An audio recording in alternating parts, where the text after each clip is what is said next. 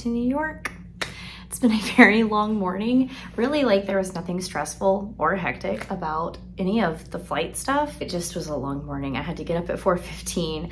Brent took me to the airport, which, so thankful. My first flight left at 5:59, went to DC, then I flew from DC to New York. So I just got here. This is the hotel room in the historic Martinique Hotel. I will show you the lobby and stuff later because it is so pretty. I'm really tired, so I'm thinking about taking a nap. My brother is on his way back with bagels. So I'm gonna eat a bagel because I've had nothing to eat yet today. And tonight I have tickets, well, it's just me. I have a ticket to go see Sutton Foster in Once Upon a Mattress on Broadway. But also this weekend, I'm getting some reading done finally. I feel like it's been forever since I've gotten to read. And I am reading The Spell Shop by Sarah Beth Durst. This is my Patreon book club pick and we're discussing it on November 7th. So I've got to get reading it. And I listened to like 4 chapters on the plane. I was really tired, so my eyes were not, you know, comprehending written words on my Kindle, but I was able to listen. So it's just gonna be a chill afternoon, and then we're gonna go see a play tonight. I might read a little bit more, or like I said, I might take a nap. But this hotel is really, really pretty, and I'm very excited about my bagel. I might venture out in a second to get either a coffee or a Diet Coke, because that's what you do in New York. You venture out, but my phone also needs to charge. So I just wanted to update you that I made it safely on the plane today. The fit was my Ted Lasso sweatshirt, some bike shorts, some crew socks, and my hokas. Real cool, real cool. I feel like I don't look as tired as I feel. Liberty Bagel is so pretty.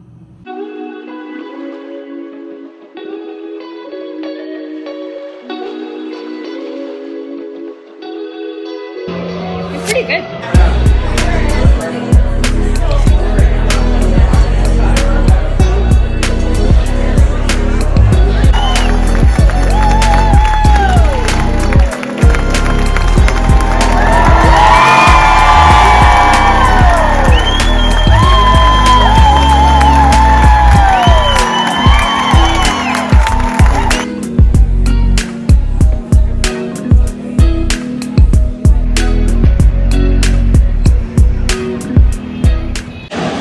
I'm at a 3-story Barnes & Noble right now, and to be honest, I'm a little overwhelmed by choices, but it's been a great bookish day in the city. I just woke up and threw a sweatshirt on, so I look a little bit dead, but I'm going to walk back soon and grab lunch on the way back to the hotel, and I'll give y'all a little update on the trip. Today was my little bookstore day. I just kind of walked around New York and found bookstores. So I went to 2 bookstores. The first one being the Strand. I had to go there. And at the Strand, I picked up Wild Love by Elsie Silver. Very excited to read this series, and I love this pink book so much. But I also got, hold please, a sweatshirt. This is by far the softest sweatshirt I own. I got it super oversized so I can wear it with leggings or bike shorts. But the outside is so soft, like very vintage, worn feeling. But the inside is like a cloud. I'm obsessed with this. I don't care if I look like a tourist. I'm wearing it back on the plane. And then after that, I went to the 3-story Barnes & Noble, mostly because I just wanted to sit down for a little while. But also, I was not planning on buying this book because I already have it on my Kindle and I'm listening to it on every end. But it is my Patreon book club pick for the month. And when I saw that they had a signed copy of The Spell Shop, I decided that it was meant to be. Happy reading. Best wishes, Sarah Beth Durst. I just had a slice of New York pizza and I finished getting ready for seeing Hadestown tonight with Jordan Fisher. So I'm going to take you guys along with that. Take you guys along on that ride.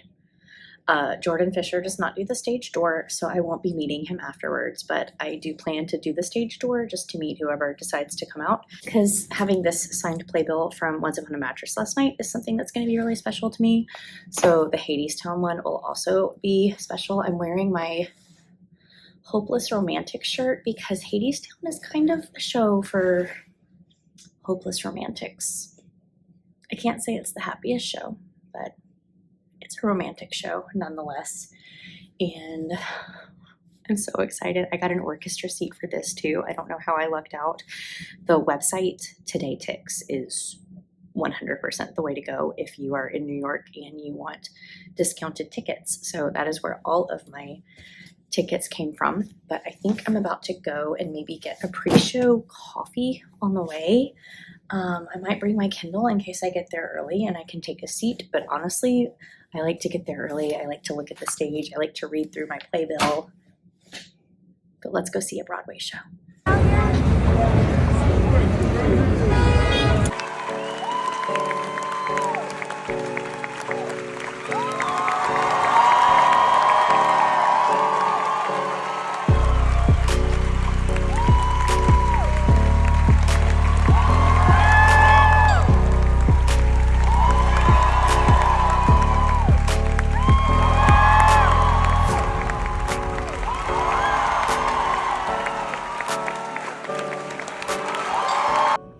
Good morning, everybody. Could I look like more of a tourist?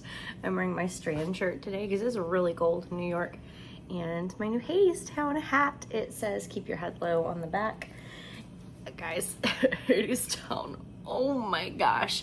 I feel like to any like fantasy lover, I know it's myth-based, but I feel like any fantasy lover would love that musical. It was so good. So we had an understudy in for Hades. I have his understudy slip right here. It was Max Kumangai, and he was fabulous. And then everybody else that was billed to be in the cast was in the cast last night. So that included Lana Gordon as Persephone. I did not watch the new season of Pretty Little Liars. Unfortunately, I feel like that stage of my life has passed a little bit. I was obsessed with the first like rendition of Pretty Little Liars, but there's a girl who was on that show named, I think, Maya Refico. She was Eurydice, and she was so good. She was so beautiful.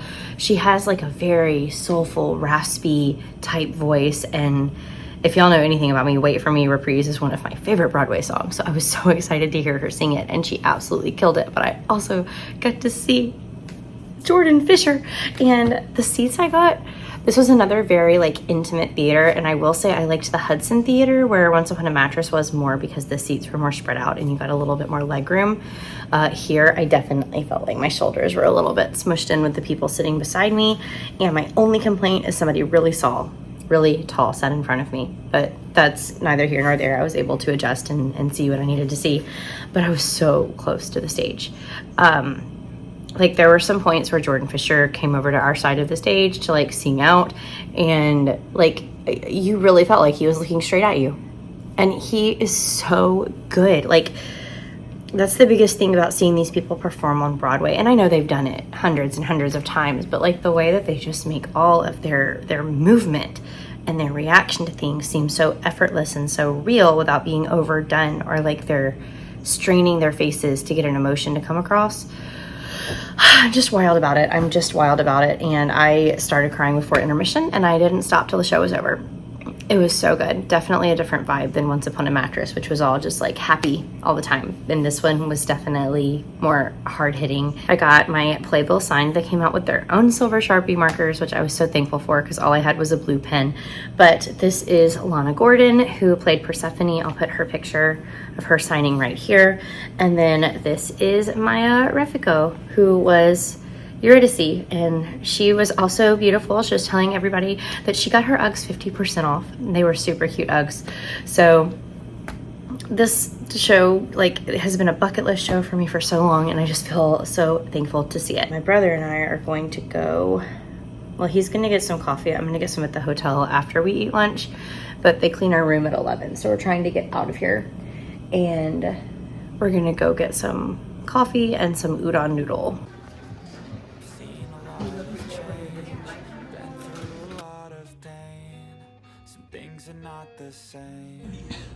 We took a break from doing nothing today to walk over to Andiamo's and get this giant cheese pizza for our dad, who is almost done with the marathon.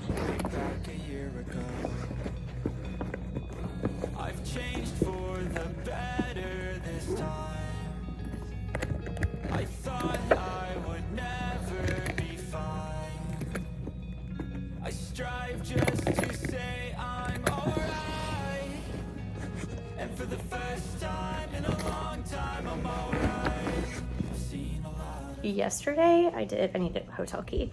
Yesterday I did next to nothing because I was so tired from the day before, but it is the last day now. So yesterday my brother and I basically got lunch, which was udon noodles. It was very good. I'd never had udon before, and it's right next door because we're basically staying in Koreatown. And then we stayed here all day. So I read a ton in bed, and we watched some football and basically tracked my dad on the New York Marathon app all day yesterday. And then he got back, he finished the marathon. He'll show you his medal later. He's very proud of it, but it is our last day. So I'm all packed up. There's my neat little clean area over there. I just need coffee, and then I have half of a rainbow bagel to finish because I'm gonna miss Liberty bagels more than I'm gonna miss anything else. Goodbye to my last rainbow bagel with blueberry cream cheese. Liberty bagels, I will miss you so much. Describe the race in 3 words. Fun, hilly, and great crowd support. Do you want to show them up close? Wow, that's a New York Marathon medal. That's crazy. It was the best time ever. Good job. You did it. I did it. We've made it to the airport, and I'm tired. I'm already thinking about what caffeine I can get next. My dad is checking a bag, so I'm waiting for him to get through security. Not security, but bag check-in. Then we're gonna find something to eat and hopefully some more caffeine because I'm dragging. We've made it to the Charlotte airport, and I'm really tired. It's 6 p.m. or something like that, and our flight doesn't leave till 8:30. So we've got a while of sitting here, and I realized that despite the fact that I have been reading this book all weekend, I haven't given an update on it. So here's an update on it. I'm 60% through, and it's super cute and cozy so far.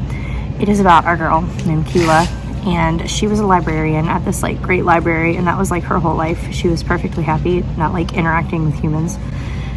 Same. Big old fire happened because these revolutionists were taking over her city, and so she had to leave with her little assistant, who is a spider plant named Kaz, and you can think of him kind of like Groot from Guardians of the Galaxy a little bit.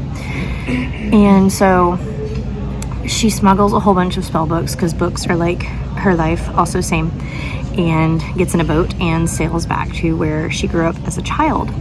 And she still has a family cottage here, although her family is dead, so it's just her, and she is trying to make a life for herself out here.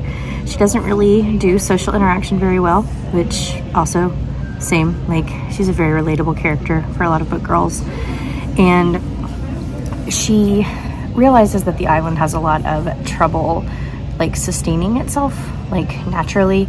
Trees are dying, the horses, the seahorses, whatever they were called, they're getting sick. And she realizes that all these spell books that she bought, she can make remedies for these things, but the problem is that magic is illegal, and so she doesn't want to get in trouble. So she kind of starts this front of making and selling jam from her cottage, but really she's learning about all of the issues that the island is having, and she's coming up with what she calls remedies for them, but really they're spells, they're magic. She also has a neighbor named Laron. I think that's how you say his name. Nobody ever says it the same way, so I'm not sure. But she has a neighbor, and he has helped her out around the cottage a lot. Very much, if you've seen the movie Holes, you know how Sam is always I can fix that? Those kinds of vibes. We'll see if I can finish this clip. But anyway, she's got this neighbor. He likes to come over and fix things, and apparently he's rather nice looking, and so they're also forming a little bit of a relationship. But it's a very cozy book. She's just kind of going about her daily tasks with the jam and the spells, and there's all sorts of magical creatures, and I'm really liking it so far. It's very chill, which is what I need at the moment. So I'm gonna go back over there and keep reading.